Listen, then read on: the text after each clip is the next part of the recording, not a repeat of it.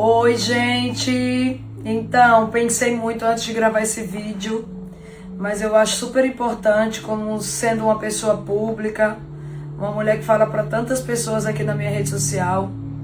E eu queria contar um pouquinho hoje da minha história com o Theozinho, com a nossa família, que foi a nossa descoberta, o fechamento do diagnóstico de autismo do Theo. Nada do que eu tô passando e do que eu vou falar aqui é fácil, né? Tem sido difícil, mas eu acredito que pode ajudar muitos pais aqui, muitas mães que passam pelo mesmo processo silencioso que eu passei a respeito do Theo. Gente, depois de anos investigando, né, para chegar no fechamento desse diagnóstico, que foi super difícil porque o Theo é diferente de outras crianças e apresenta sintomas diferentes dos tradicionais sintomas do autismo, né? O Theo não tem seletividade alimentar, o Theo me acompanha nos shows, mesmo incomodando muito ele o som, mas ainda assim ele se adapta, ele consegue ficar, ele cumprimenta as pessoas, trata com muito, ele é muito amoroso, muito carinhoso, abraça, beija, ele não vê problema nisso, mas no tempo dele, é claro.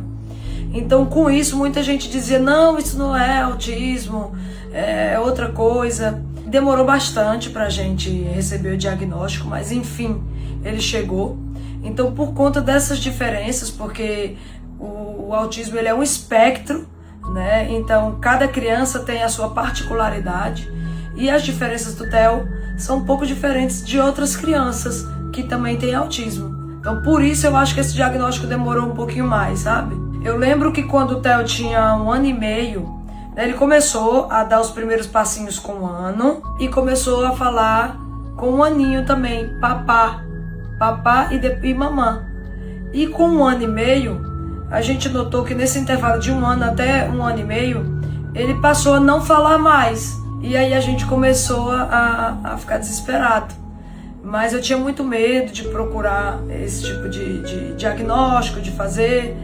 Eu acho que por falta de conhecimento mesmo, o medo de como tudo isso iria afetar na minha vida, na vida dele, o medo de como ele seria aceito ou seria visto pela sociedade, pelo mundo, né? Porque a gente que é mãe tem muito essa preocupação. Então, outras coisas que chamavam muito a atenção era como o Theo brincava com os carrinhos, ele separava todos por cores e ele não brincava convencionalmente com o carrinho para baixo, assim, ele brincava com as rodinhas para cima.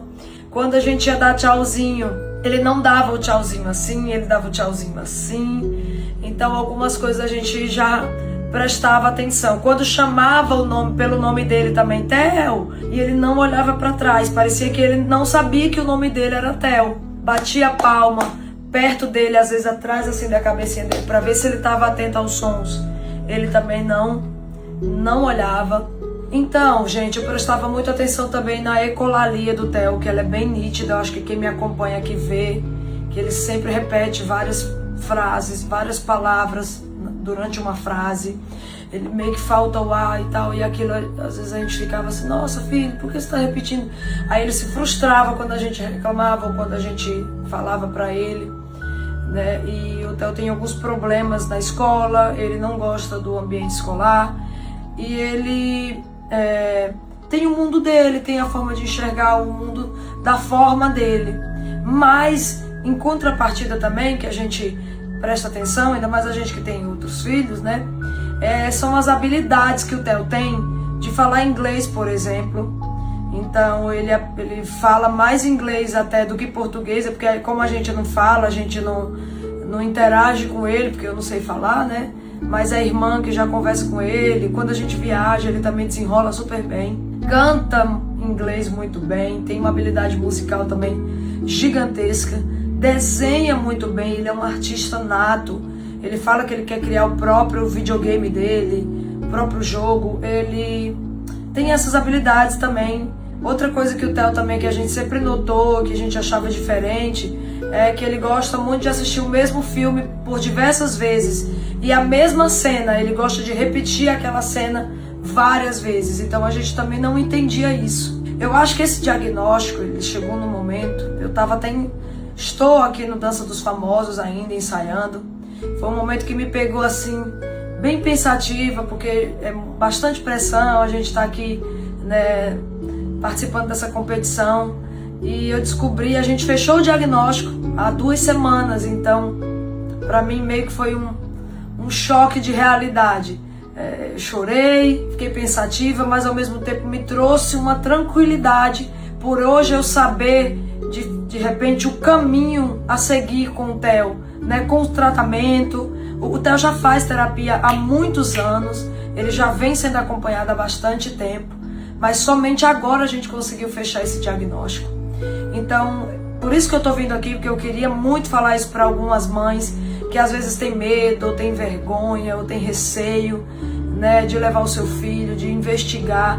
Eu acho que esse diagnóstico, ele é uma prova de amor, principalmente para as famílias, porque com isso a gente aprende a lidar, a gente aprende e entende as frustrações, por exemplo, do meu filho, que na escola tem dia que ele não vai bem, que ele não quer ficar, que ele grita, que ele chora, que ele berra, que ele dá um escândalo.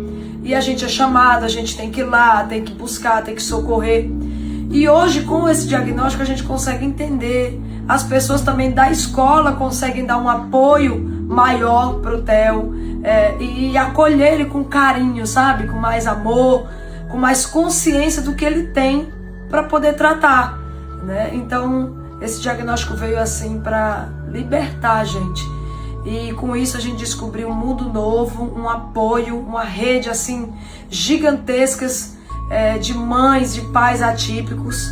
Então eu super senti assim um carinho gigantesco, porque a gente começa a pesquisar sobre o assunto, né? E a gente começa a entender e a se apoiar. E é uma rede assim gigantesca. Então eu gostaria de falar aqui para as mães, pais que estão aqui me assistindo na minha rede social.